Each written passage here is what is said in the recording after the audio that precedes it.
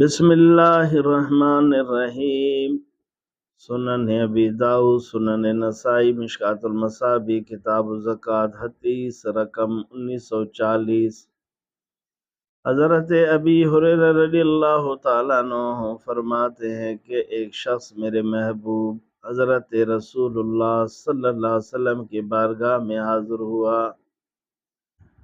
عرض کیا، محبوب میرے پاس ایک دینار ہے تو میں اسے کیا کروں؟ حضور نے فرمایا انفقہ علی نفسک، اس کو اپنے نفس پر خرچ کر، اپنے آپ پر خرچ کر۔ پھر عرض کیا، حضور مثلا میرے پاس 2 دینار ہوں تو پھر میں کیا کروں؟ حضور نے فرمایا انفقہ علی ولدک، اپنے اولاد پر انہیں خرچ کر۔ حضور نے اولاد سے نفس کو مقدم کر دیا، کیونکہ نفس ہے تو سب کچھ ہے، پھر نماز بھی ہے، روزہ بھی ہے، خرچ بھی ہے، خود نہیں تو پھر کچھ نہیں۔ اپنے نفس پر خرچ کر، اس کے بعد پھر درجہ اولاد پر خرچ کر۔ اس شخص نے عرض کیا، حضور اگر 3 دینار ہوں تو پھر کیا کیا جائے؟ حضور نے فرمایا انفقہ علی اہلک، اسے اپنے اہل پر خرچ کر، بیوی پر۔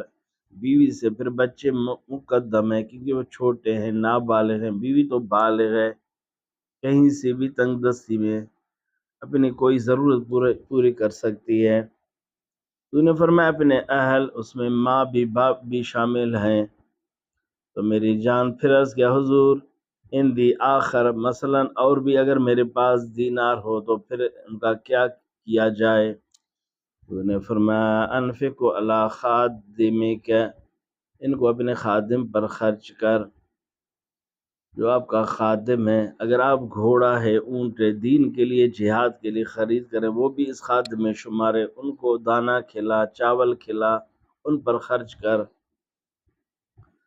تو میری جان میرے دوست، پھر عرض کیا، حضور اگر میرے پاس اور دینار ہو تو پھر میں کیا کروں؟ حضور نے فرمایا انت اعلم، آپ اس کے متعلق پھر بہتر جانتے ہیں، مناسب سمجھیں، غور کریں مجھے کہاں خرچ کرنا چاہیے، کسی پڑوس میں، کسی فقیر کو دینا چاہیے، کسی عالم کو، کسی بزرگ کو، پھر آپ خود سوچیں کتنا بہترین ترتیب ہے، نفیس ترتیب ہے۔